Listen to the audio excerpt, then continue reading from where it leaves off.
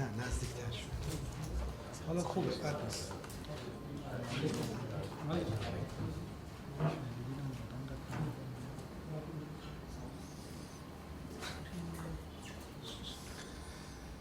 Okay, good morning everybody. Thank you for your coming, and I thank for accepting our invitation to come here to share with you the new update news of our region's development. In this conference, I will first share with you the update news and our key points of these developments in our region, and after that I will answer to your questions.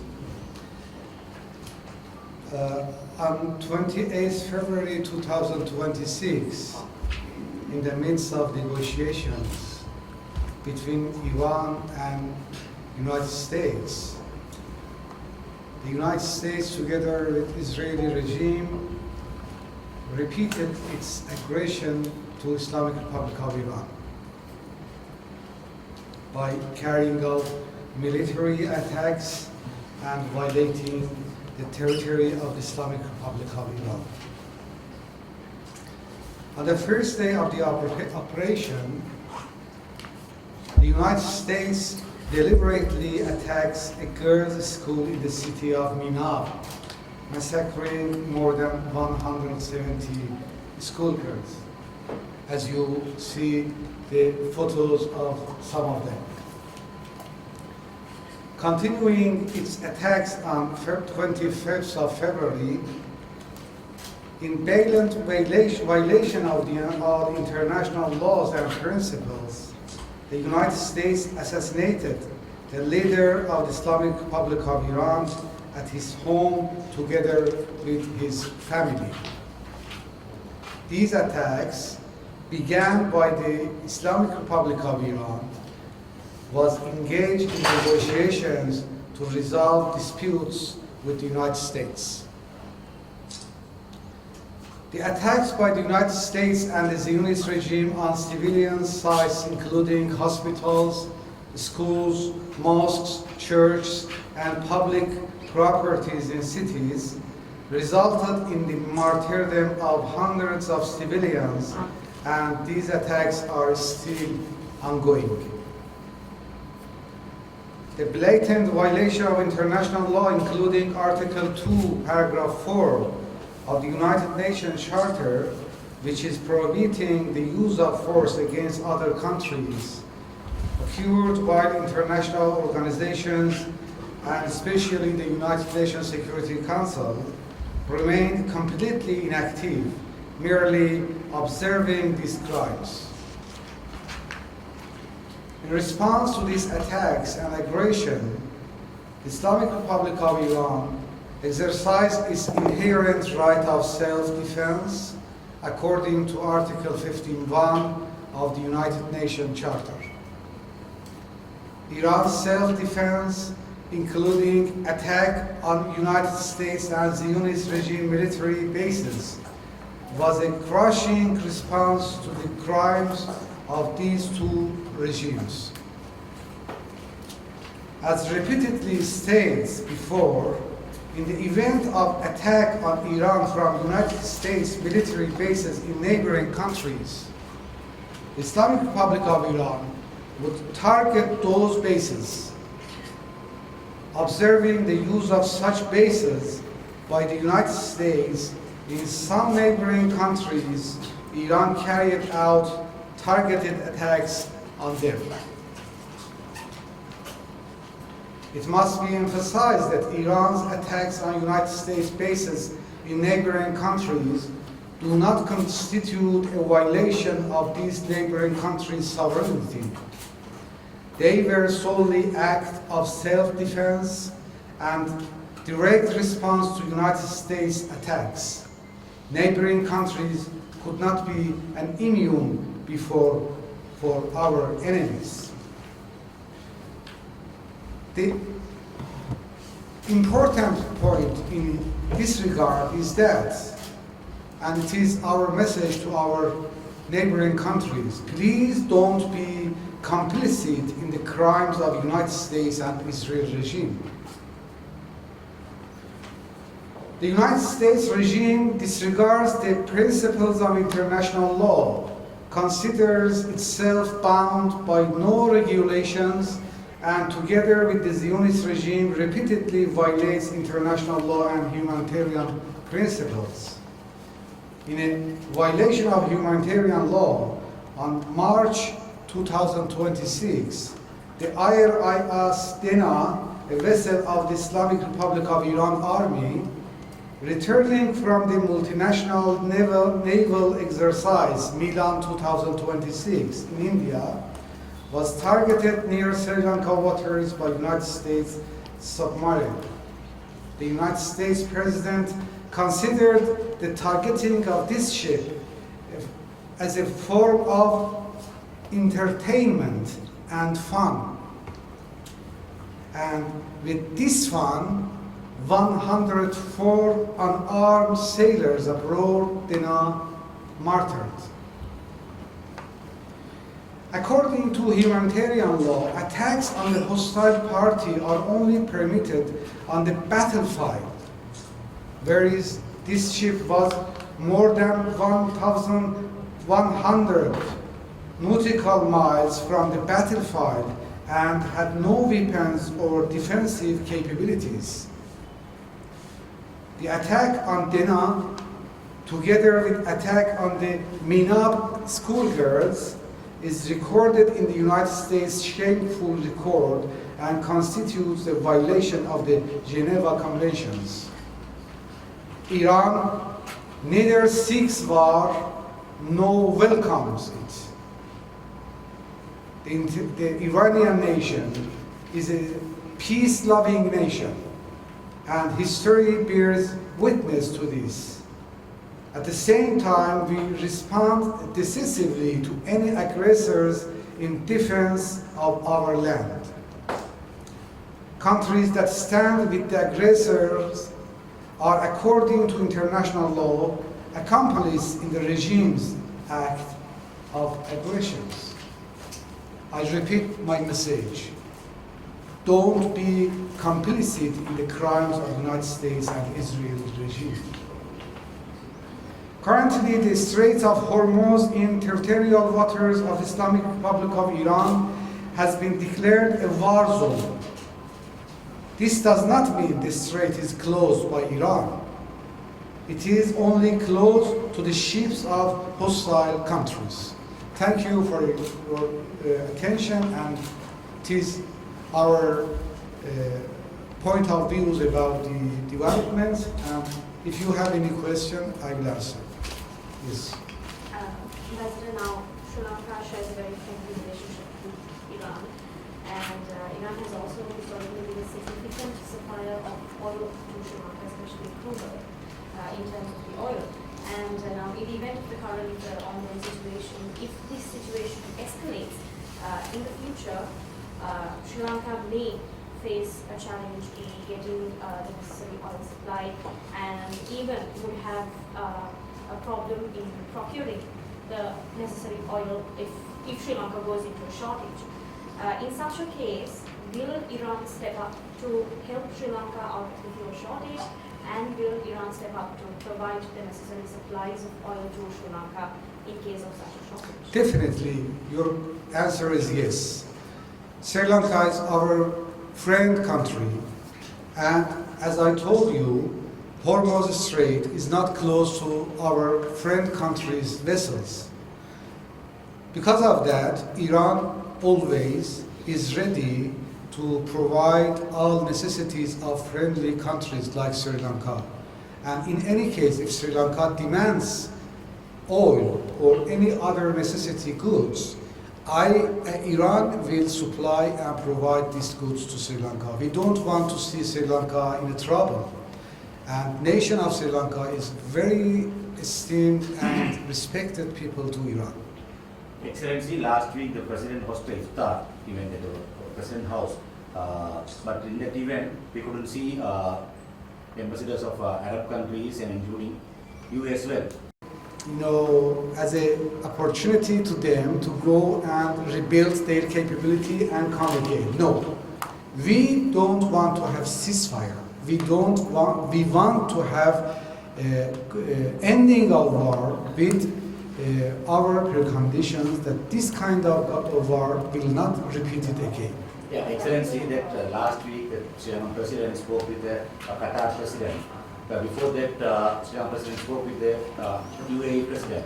But still, Sri Lankan President not talked with the Iranian President. Maybe they tried, but maybe our telephone lines were busy. Also, that Sri Lankan government still not. I will try to make this connection if they want. One more question. Now, the next supreme leader of Iran, Mustafa it is will not wear public appearance. Sorry, the newly elected supreme leader of Iran, Mustafa. Yes. He has not made a public appearance after he was elected, and as we all know, there are hundreds of rumors going around about his situation. Can you comment on that as well? He had some messages in our New Year, and he's doing his job. And, every day we have a new terror in Iran. One of our authorities assassinated with Israel and United States. So selecting the new commanders, new authorities, all of these issues are be done with our new supreme leader, but for security consideration, we cannot have our supreme leader in public because they don't have any limitation to assassinate anybody. Yes. Yes, Ambassador. Now, what is the current status of Sri Lanka's barter tea trade with Iran? No, tea barter is something that we have already started it, and we will continue if the situation of our ports change to the normal situation. We can continue, but right now, no vessels can come from other countries to Iran. But if this situation will solve very soon, we can start it again. Okay, and you are the last one. Yes. Just after. All right. Yes, please. No, after him. No, please. Okay. And first question is about this Irish butcher, and it's supposed to move to Trinco. And what is your plan for that? And what will happen to this ship again? Yes. And the second question is, what is the exact number of casualties in so far in Iran? And there is no official figures. I am not able to find it out. In certain reports by UN and others, media organizations. About the Bushehr. The third question, and about Diego Garcia. And there was an incident that Iran has targeted Diego Garcia, the island. But in the morning, I saw a couple of stories that saying that it was not by Iran, but again it was a post-flight attack. So, if you put this. ما تایید کردیم بیو کارچو ما تایید کردیم بیو کارچو About Bushehr vessel, yes, is going to Trincomalee, and we had signed a contract with the company to tow it to Trincomalee, and it is on the process. About the number of casualties and wounded persons, I have to check it again because I don't have the last number of them, but there were no more than 2-3 persons casualties. Wounded persons, maybe 3 or 2 or 4. I don't have exact number, but this is some kind of this number. And about Diego Garcia's issue, I didn't get a confirmed. I asked right now from my attaché, he didn't confirm also. I don't have any information because I don't want to give you, unconfirmed information. If you want to have the confirm an official confirmation about this issue, you can later on contact with our public diplomacy department, and he will give you the answer. But right now, I don't have any exact confirmed, no news about this. Yes, please. Excellency, I am Shanaka Madhyat from Talent TV. I would like to know one thing. Israel is accusing Iran of using cluster bombs into civilian areas. How do you address that? And the second thing, Qatar discussions which is happening today. What possibility do you see in this to end this crisis at this moment? But I didn't get the first part of your question. Israel is accusing Iran of using cluster bombs. And they say that it damages civilian areas. So how do you address that? They say that it is a war crime. How would you address that? And the second thing, how would you address? How do you see the positivity of the Qatar discussions with your foreign minister, which is happening? Yeah, it's a very joke that some regime, because we don't identify this entity as a country, state. It is a joke that this kind of regime, with the background of Gaza, background of attacking to any country, any person, he said something about war crimes. He knows something about war crimes. And no, we didn't do any forbidden weapons against civilians. We are victim of attacking towards civilians. These people are witness. 107 schoolgirls that they went to school to have school days. They never came back their home because of these crimes. No, we didn't do any attack to civilians. We attack to some infrastructures that maybe in these infrastructures, maybe some others wounded. We don't deny it. When they attack to our hospitals, we didn't do any countermeasure to attack their hospital. When they attack to our schools, we didn't attack to any school. If they have anything, let them say. They said that they have some school with a minab in Israel, that we attacked them. No, we didn't do it. We are victim of this kind of crimes. We never, and in our Islam, we are forbidden to attack civilians. Maybe they, for example, this is the picture. For example, United States armies went to one hotel. In this hotel, civilians are there also. But we have to target armies. We try to target armies. But in this issue, maybe some civilians had problem, but we never attacked to any civilians' infrastructures and civilian peoples. It is forbidden in our religion. For the Qatar discussions, are you positive about your foreign minister being in Doha and discussing about a peace or ending? I told my friend, one of my guests, that we will welcome to any negotiation for peace, not for ceasefire.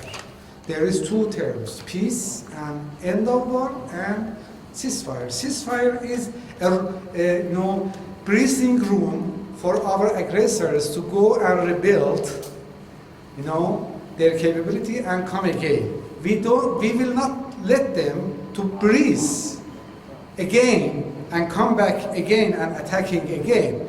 But if they accept our conditions and preconditions, we are welcome. We welcome to any peace negotiations because we don't like to have war in our region, in our country. We are peace-loving countries. Yes.